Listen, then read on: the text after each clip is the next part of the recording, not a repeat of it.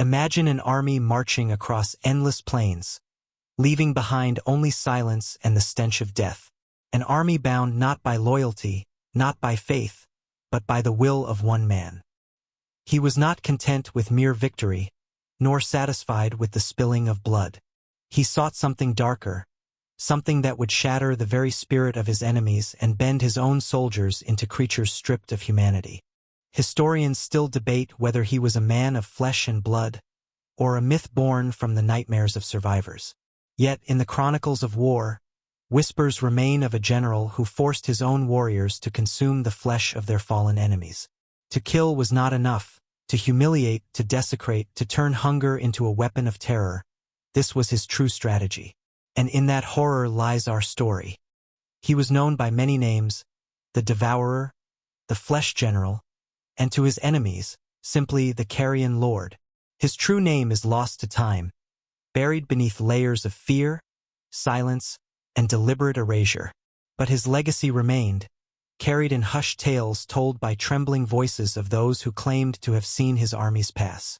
The story begins far from the heart of civilization, in the borderlands where empires collided like storms upon the horizon. It was a place where the soil itself seemed soaked with blood, where the cries of the dying were so frequent they became part of the wind. It was here that the general carved his dominion, and it was here that his most terrible acts began. He had not been born into nobility, nor did he inherit power. He rose through the ranks with a ferocity unmatched by his peers. His earliest commanders remarked that he fought as though death itself could not touch him, as though he sought to embrace it, then spit it back out in defiance. Men followed him because he inspired fear even among his allies. But fear, as the general often reminded his soldiers, was a sharper weapon than any blade. At first, his cruelty was no different from that of countless warlords who ruled with iron fists.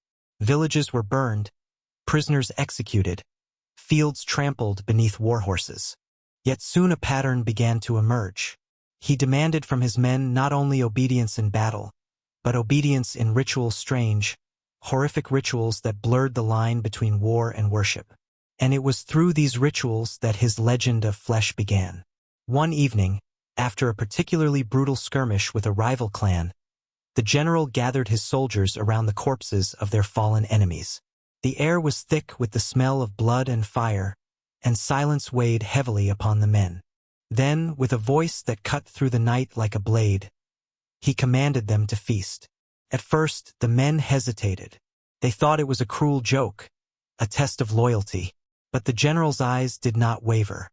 He stood before them, tore a piece of flesh from a fallen warrior, and consumed it with deliberate calm. Gasps and murmurs spread through the ranks, but the soldiers knew refusal meant death. And so, trembling, they obeyed.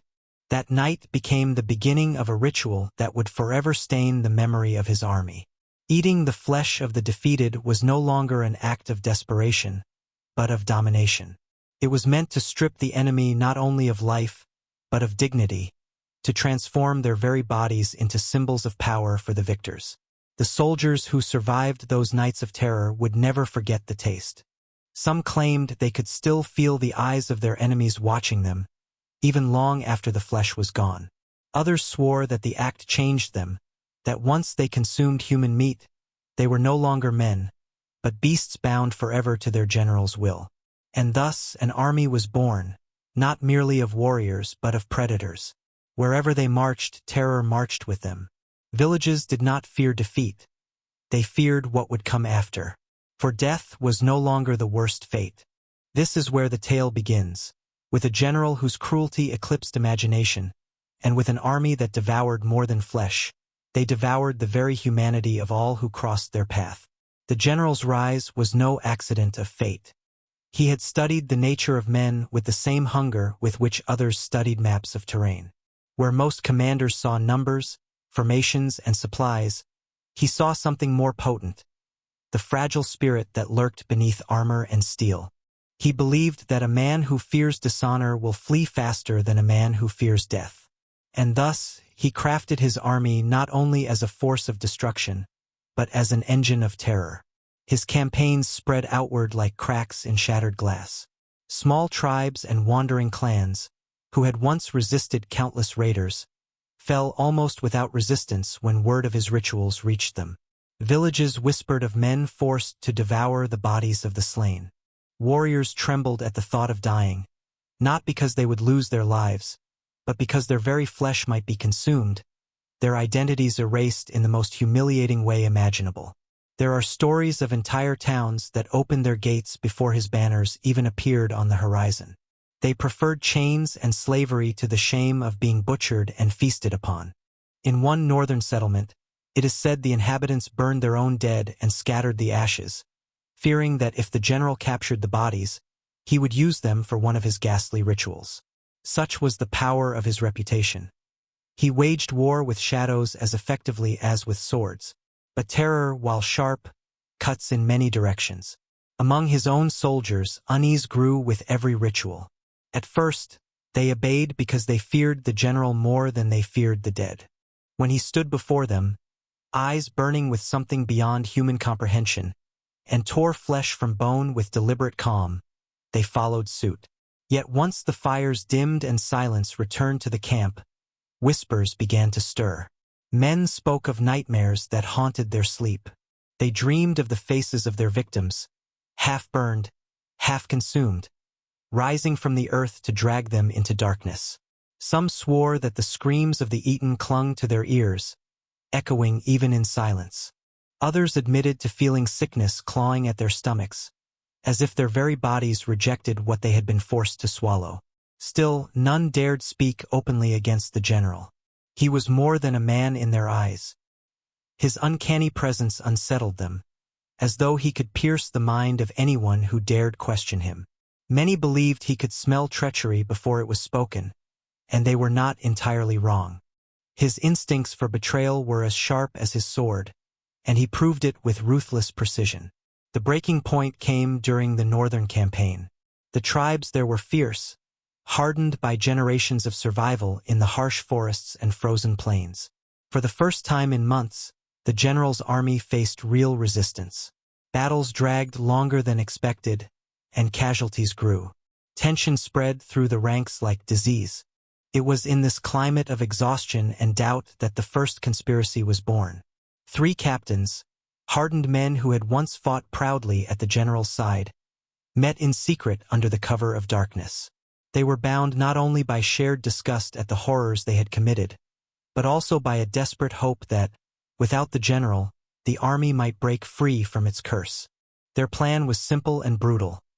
Strike when the general was alone, slit his throat in the night, and burn his body so no trace could be consumed. If they succeeded, they would scatter the soldiers before the general's enforcers could react. The men would be freed, and perhaps, just perhaps, some fragment of humanity could be restored. But the general was not a man to be deceived. Whether it was through spies, loyal informants, or something darker that whispered to him in the night, he learned of the plot before a single blade was drawn. He invited the 3 captains to his tent under the pretense of strategy. They entered, tense but unsuspecting, and found the general waiting with calm certainty. He asked them no questions of betrayal. Instead, he looked into their eyes and posed a single, chilling question. "Do you believe me to be mortal?" The silence that followed sealed their fate. The next morning, the camp awoke to the smell of roasting meat. The soldiers were summoned to the central fire, where the general stood beside spits of charred flesh. He commanded them to eat. Some men hesitated, but none dared refuse. And when he himself tore a strip of meat and chewed with slow, deliberate satisfaction, they followed. Only when bones were revealed in the light did the truth become known. The flesh belonged to the 3 captains who had plotted against him. Their betrayal had not only been crushed, it had been transformed into another ritual, another feast of terror. The effect was devastating. Whatever embers of rebellion had burned in the soldiers' hearts were extinguished. If betrayal meant not only death but also the indignity of being devoured by one's own comrades, then loyalty was no longer a choice, but a prison. The army's silence after that day was heavier than any chain. Yet fear has a strange way of reshaping men. Some soldiers broke inside, becoming hollow shells who marched only because their bodies still breathed. Others, however, adapted. They began to embrace the rituals, not with reluctance but with hunger. Their eyes gleamed with a perverse satisfaction, and whispers spread of men who licked their fingers clean after the feasts. The general had not merely commanded obedience, he had created something far worse. He had planted a seed of corruption in his army. The rituals no longer belonged solely to him. They were becoming part of the soldiers themselves. It was then that the true danger emerged. An army bound by loyalty can be led. An army bound by fear can be controlled for a time. But an army bound by addiction, by a taste for horrors that no man should ever know, is an army that will one day turn even upon its master. For now, the general marched forward, his legend growing with each new atrocity. Yet behind the silence of his campfires and the shadow of his victories, cracks had begun to form. Men whispered in their sleep, others sharpened blades in secret, and a few prayed desperately to gods who no longer seemed to hear. The general had forged his empire in blood and fear, but the same terror that held it together threatened to consume it from within. And as history has often shown, no empire of flesh can endure forever. As the general's army carved its path across the borderlands, the land itself seemed to recoil. Fields that once bloomed with grain lay trampled into mud beneath hooves. Rivers that once quenched the thirst of villages now ran red with the blood of the fallen. Yet it was not destruction alone that scarred the land. It was memory. Each place the general passed became haunted, not by the dead alone, but by the grotesque ritual that followed them. Whispers traveled faster than steel. Messengers who fled the battlefield carried tales of men forced to devour the flesh of their enemies, of soldiers driven into madness by nightmares that clung to them even when awake. To the distant rulers of neighboring realms, these stories sounded like madness, like exaggerations born of fear. But when village after village emptied itself before a single clash of swords, the truth became undeniable. The general's terror was more powerful than any weapon they had known. Fear united those who had long been enemies. The northern tribes, who had warred among themselves for generations, gathered beneath one banner. The merchants of the river cities, whose only allegiance had been to gold, sent their wealth to fund armies of resistance. Even kings who once spat at each other across borders now found reason to speak, for they realized that if the general was not stopped, their lands would not merely be conquered, they would be consumed. Yet even as alliances formed against him, within his own army something darker was stirring. The ritual of flesh, once despised and endured only out of fear, had begun to rot the minds of his soldiers. Some had grown addicted, their eyes burning with unnatural hunger.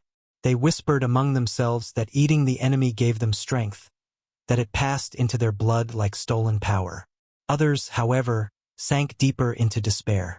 They avoided the fire at night, retching in the shadows, unable to rid themselves of the stench of roasted flesh. A few carved wounds into their own arms, as though to let out the poison they believed still lived within them. These men prayed to gods both forgotten and forbidden, desperate to cleanse themselves of the sins that had become routine. The general saw all of this, but he did not fear it. He believed himself master of both the fearful and the corrupted, for fear and hunger alike bound his soldiers to him. If they obeyed from terror, they were his. If they obeyed from hunger, they were his still. He considered both chains equally strong. But the truth was more dangerous than he realized. Fear creates silence, but silence is where conspiracies take root. Among the ranks, a secret brotherhood began to form. They were men who could no longer bear the weight of their deeds, who knew that the rituals had damned them beyond redemption. If they could not save themselves, then perhaps they could save what remained of the land by ending the general's reign. They spoke quietly, carving symbols into the dirt near campfires, glancing over shoulders as though the general's shadow lingered behind them at all times. Their plan was not immediate. They were patient. They knew that a single blade against him would fail, as it had with the three captains. Instead, they whispered of poison, of striking not at the general himself but at the foundation of his army. If the rituals could be turned against the men, If they could sow doubt and disgust in the minds of the hungry, then perhaps the empire of flesh could collapse upon itself. Meanwhile, outside the borders of his territory, his enemies grew bolder. Scouts reported that tribes which once scattered now gathered in disciplined formations. Where once villages fled at the sight of his banners, now some armed themselves to the teeth, prepared to die with dignity rather than live with shame. The general welcomed this with a smile, for he believed their desperation would only feed his rituals. He could not see that the fire of resistance had already begun to burn. One night, deep within the forested north, a strange omen shook the army. A group of soldiers, tasked with guarding the camp's perimeter, vanished without trace. At first it was thought they had deserted, but when their bodies were found days later, nailed to trees and stripped of flesh, terror spread among the ranks. The enemy, it seemed, had learned. They had begun to turn the general's own tactics against him. The soldiers grew restless. Some saw it as divine retribution, a sign that the gods themselves had risen against them. Others feared that their enemies were no longer men but spirits, empowered by the rage of the devoured dead. The general dismissed such fears as weakness, but even he could not deny the unease that crept through the camp like a slow poison. On the nights that followed, the conspirators whispered louder. They argued that the omen was proof the general's reign was not invincible. If their enemies had begun to mirror his horrors, then perhaps the ritual had lost its power. Perhaps fear could be broken after all. But to strike against him required more than courage. It required secrecy, and secrecy was difficult in a camp where eyes and ears belonged not only to men but to shadows.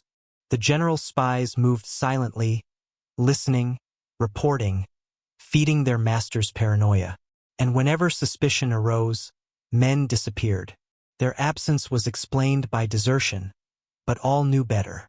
The unlucky were dragged into the night, and their screams were swallowed by the darkness.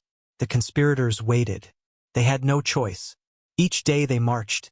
Each night they endured the rituals, hiding their revulsion behind blank stares.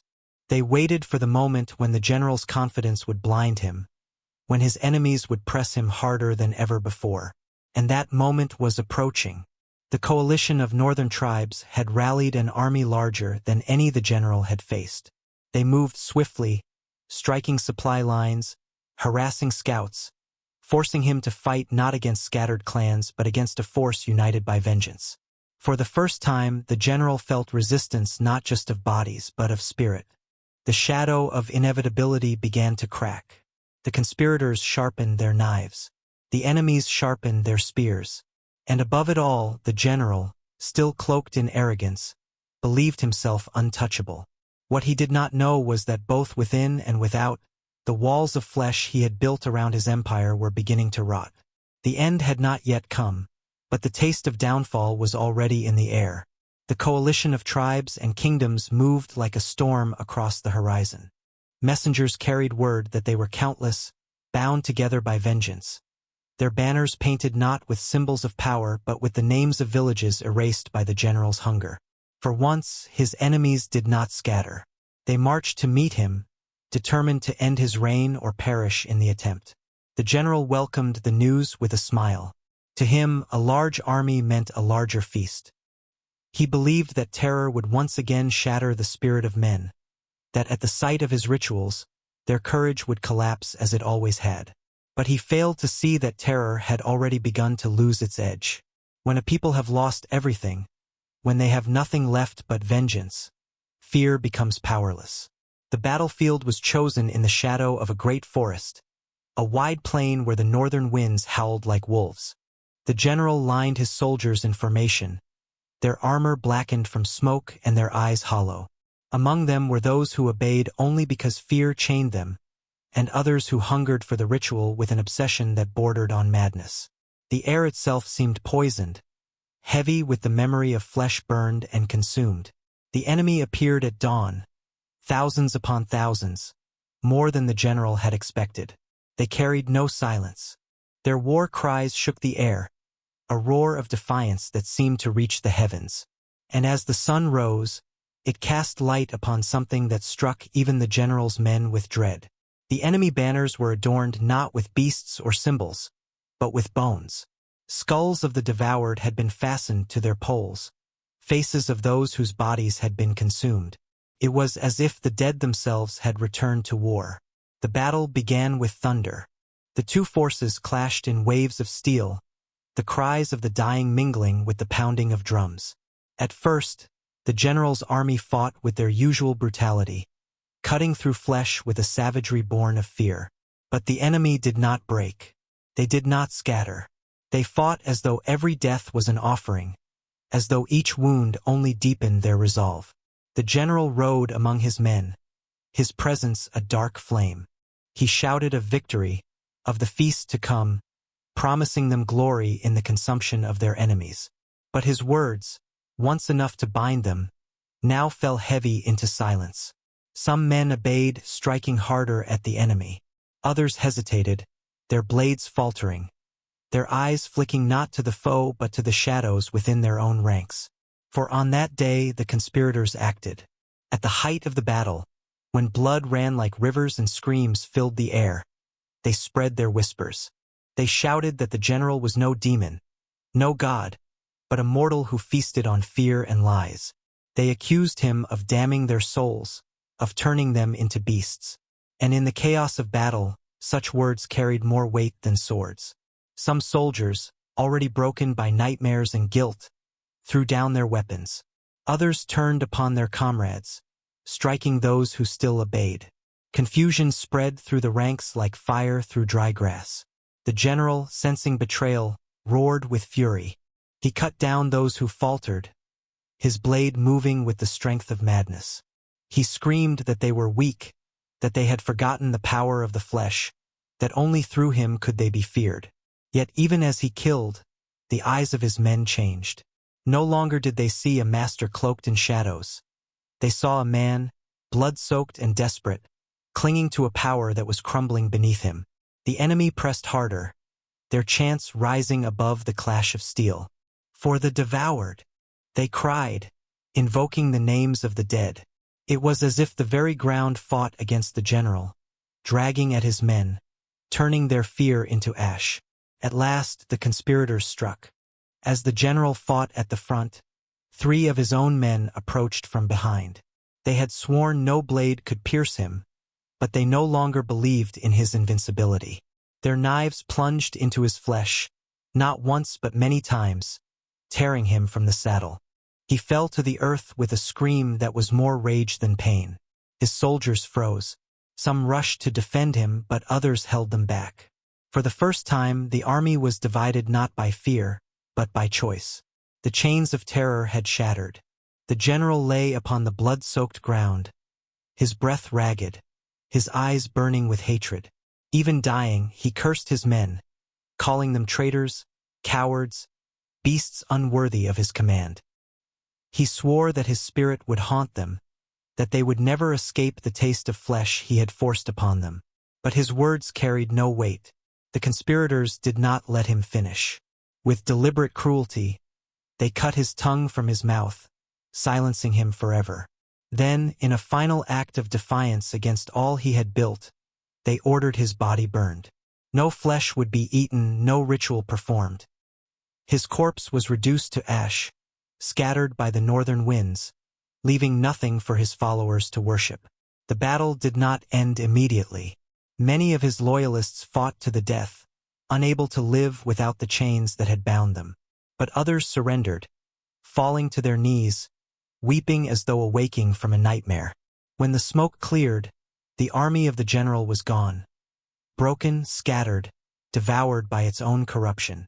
His enemies stood victorious, but their victory was hollow. For the memory of his horrors lingered in every survivor, etched into the flesh of the land itself. Years later, travelers spoke of villages where the old still trembled at the sound of crackling fire, remembering the smell of roasted flesh. They spoke of soldiers who had once marched under the general's banner, now wandering as broken men, unable to cleanse themselves of what they had done. Some starved themselves to death, refusing to eat for fear of tasting again what should never have been tasted. The general had been erased, but his shadow remained. He had proven that fear could bind men tighter than loyalty, that hunger could strip humanity from even the strongest of warriors. His empire had been built upon flesh, and like flesh, it had rotted, collapsed, and vanished into dust. Yet the whispers endured. Some claimed he had not truly died, that the conspirators' blades had spilled only his body, while his spirit lingered in the places where men ate in silence. Others said that in distant lands, armies still practiced his rituals, not out of fear, but out of desire. And a few whispered a darker thought still, that perhaps he had never been a man at all, but a shadow of cruelty that passes from age to age, wearing different faces, waiting for another army to consume. And so the story of the flesh general lived on, not in books or chronicles, but in the nightmares of men. For history does not always preserve the names of the merciful, but it never forgets the monsters.